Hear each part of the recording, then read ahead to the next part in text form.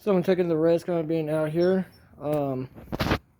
because the AQI says is at a 332, which is hazardous.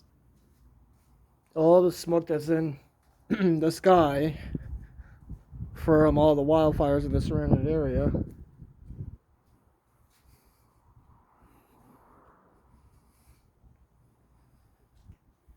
So yeah, this is the kind of stuff that you have to stay inside. So stay inside in the Colville area because the AQI is at a hazardous level right now.